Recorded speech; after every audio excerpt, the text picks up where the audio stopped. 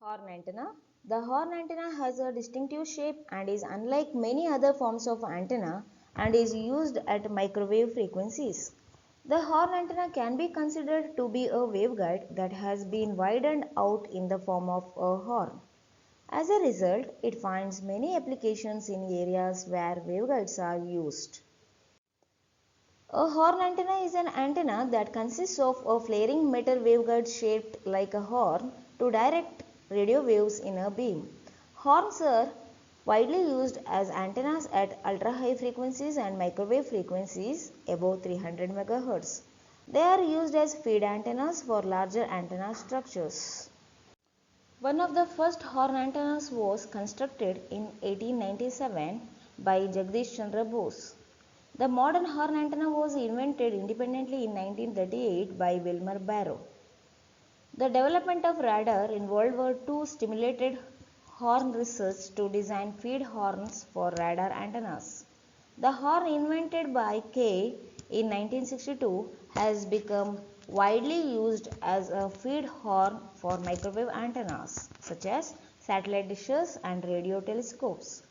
An advantage of horn antennas is that since they have no resonant elements, they can operate over a wide range of frequencies, a wide bandwidth. Horn antennas often have a directional radiation pattern with a high antenna gain, which can range up to 25 decibels in some cases, with 10 to 20 decibels being typical. Horn antennas have a wide impedance bandwidth, implying that the input impedance is slowly varying over a wide frequency range. The bandwidth for practical horn antennas can be on the order of 20:1. For instance, operating from 1 GHz to 20 GHz. The gain of horn antennas often increases as the frequency of operation is increased. This is because the size of the horn aperture is always measured in wavelengths. Horn antennas have very little loss, so the directivity of horn is roughly equal to its gain. Horn antennas are somewhat relatively simple to manufacture. In addition, acoustic horn antennas are also used in transmitting sound waves.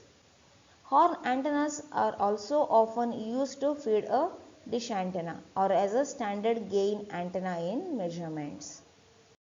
A horn antenna is used to transmit radio waves from a waveguide out into space or collect radio waves into a waveguide for reception.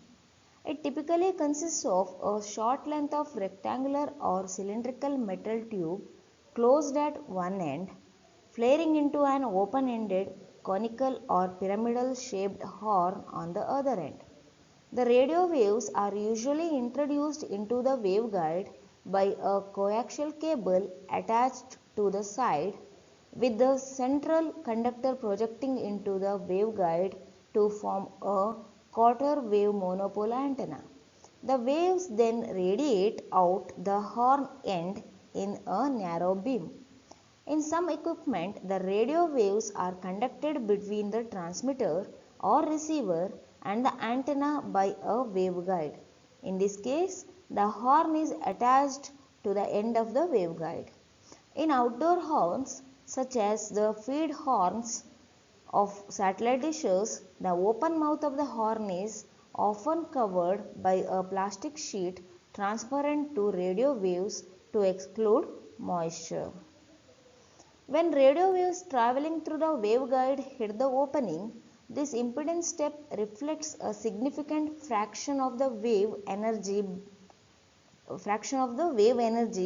back down the guide toward the source, so that not all of the power is radiated. This is similar to the reflection at an open-ended transmission line or a boundary between optical mediums with a low and high index of refraction like at a glass surface. The reflected waves cause standing waves in the waveguide, increasing the standing wave ratio, wasting energy and possibly overheating the transmitter. In addition, the small aperture of the waveguide causes significant diffraction of the waves issuing from it, resulting in a wide radiation pattern without much directivity. To improve these characteristics, the ends of the waveguides are flayed out to form a horn. The taper of the horn changes the impedance gradually along the horn's length. This acts like an impedance matching transformer, allowing most of the wave energy to radiate out the end of the horn into space with minimal reflection. The taper functions similarly to a tapered transmission line or an optical medium with a smoothly varying refractive index. In addition, the wide aperture of the horn projects the waves in a narrow beam. The horn shape that gives minimum reflected power is an exponential taper. Exponential horns are used in special applications that require minimum signal loss, such as satellite antennas and radio telescopes. However, conical and pyramidal horns are most widely used because they have straight sides and are easier to design and fabricate. Horn antenna types. There are several horn configurations, out of which three configurations are most commonly used: pyramidal horn antenna, sectoral horn antenna, conical horn antenna. Pyramidal horn antenna. This type of horn antenna has flaring on both sides. If flaring is done on both the E and H walls of a rectangular waveguide, then pyramidal horn antenna is produced. This antenna has the shape of truncated pyramid. Sectoral horn. This type of horn antenna flares out in only one direction. Flaring in the direction of electric vector produces the sectorial E-plane horn. Similarly, flaring in the direction of magnetic vector produces the sectorial H-plane horn. Conical horn antenna. When the walls of the circular waveguide are flared, it is known as a conical horn. This is a logical termination of circular waveguide. Flaring helps to match the antenna impedance with the free space impedance for better radiation. It avoids standing wave ratio and provides greater directivity and narrower beam width. The flared waveguide can be technically termed as electromagnetic horn radiator. Flare angle of the horn antenna is an important factor to be considered. If this is too small, then the resulting wave will be spherical instead of plane and the radiated beam will not be directive. Hence, the flare angle should have an optimum value and is closely related to its length. Figure EA is a horn antenna with the horn in the shape of a four-sided pyramid with a rectangular cross section. There are a common type used with rectangular waveguides and radiate linearly polarized radio waves. Figure B, a sectoral horn flared in the direction of the electric or E field in the waveguide. Figure C, H-plane horn antenna, or a sectoral horn flared in the direction of the magnetic or H field in the waveguide. Figure D is a conical horn antenna, a horn in the shape of a cone with a circular cross section. They are used with cylindrical waveguides. Several types of horn antennas are illustrated in figure. To minimize reflections of the guided wave, the transition region or horn between the waveguide at the throat and free space at the aperture could be given a gradual exponential taper, as in figure A and E. The types in B and C are sectoral horns. They are rectangular types with a flare in only one dimensions. The horn in B is flared out in plane perpendicular to E. Therefore, This type of horn is called H-plane sectoral horn. The horn in figure C is flared out in the plane of the electric field. Hence, this is called E-plane sectoral horn. A rectangular horn with flare in both planes, as in figure D, is called a pyramidal horn. The variation is suggested by the arrows at the apertures in figure B and C and D. The arrows indicate the direction of the electric field and their length gives an approximate indication of the magnitude of the field intensity. The horn antenna shown in figure F is a conical type. The electric field distribution at the aperture is as shown by the arrows. The horn antenna in figure G and H are biconical types.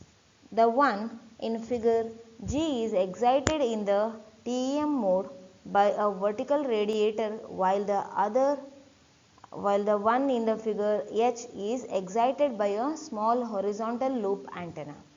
These biconical horns are non-directional in the horizontal plane. Neglecting edge effects, the radiation pattern of a horn antenna can be determined if the aperture dimensions and aperture field distributions are known. Variations in the magnitude or phase of the field across the aperture decrease the directivity. The principle of equality of path length is applicable to the horn design but with a different emphasis. Instead of requiring a constant phase across the horn mouth, the requirement is relaxed to one where the phase may deviate, but by less than a specified amount delta equal to the path length difference between a ray traveling along the side and along the axis of the horn.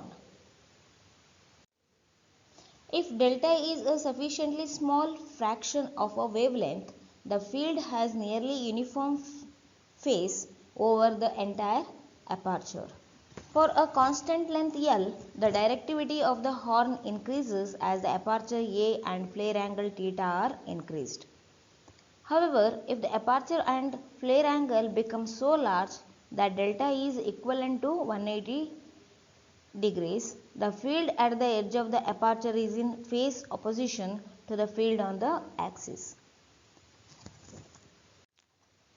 Figure A shows the pyramidal horn antenna. Figure B is cross section with dimensions used in analysis. The diagram can be for either E-plane or H-plane cross sections. From the figure, I can write cos theta by 2 is equal to L divided by L plus delta, and sin theta by 2 is equal to A divided by 2 into L plus delta. Tan theta by 2 is equal to A divided by 2 into L plus delta.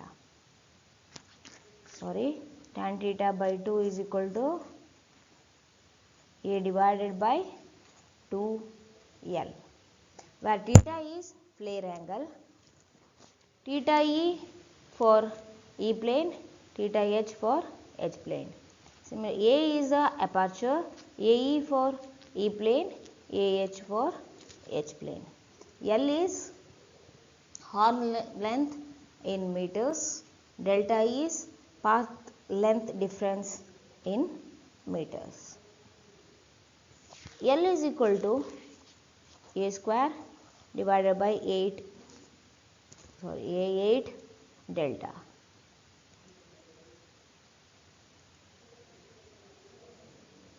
When delta is very much less than L.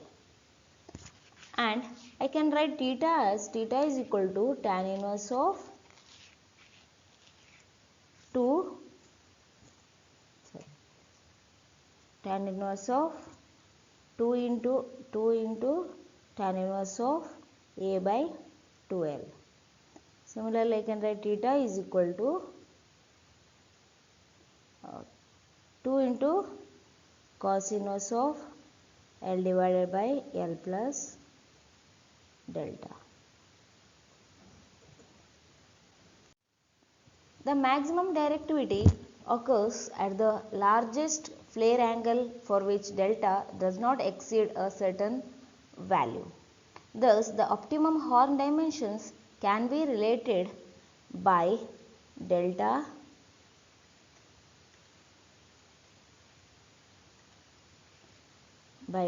naught is equal to L divided by cos theta by 2 cos of theta by 2 minus L is a optimum delta.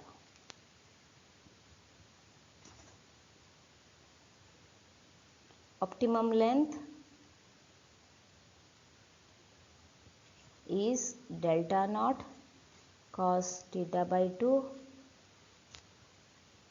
divided by 1 minus cos of theta by 2. It turns out that the value of delta naught must usually be in the range of 0.1 to 0.4 free space wavelength.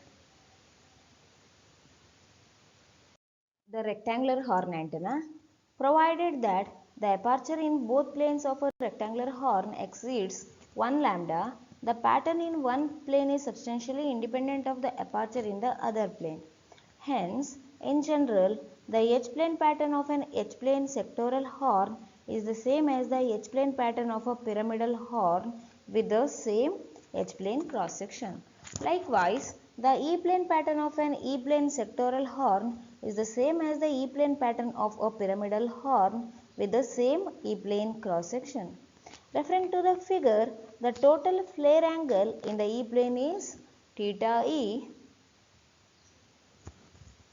and the total flare angle in the H-plane is theta H.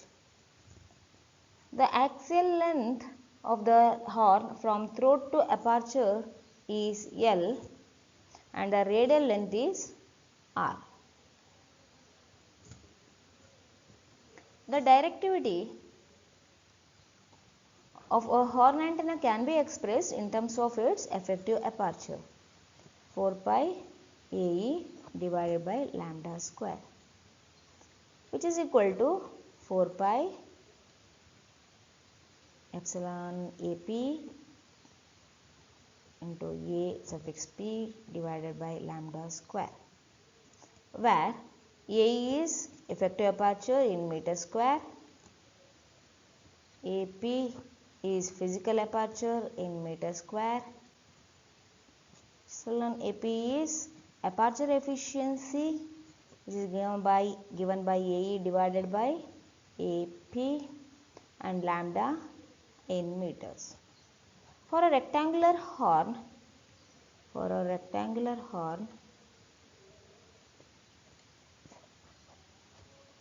AP is equal to AE AH and into AH.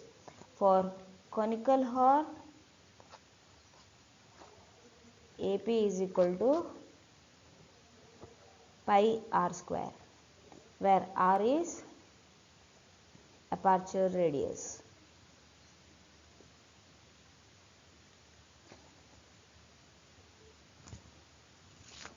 It is assumed that AE, AH or R are all at least 1 lambda.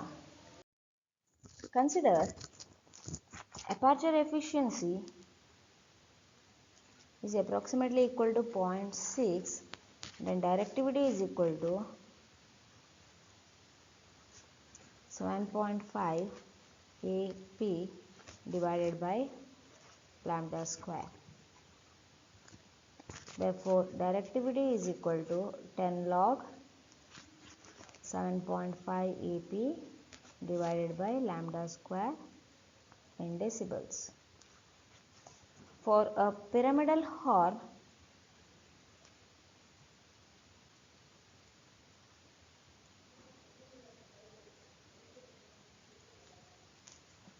directivity is equal to 10 log 7.AE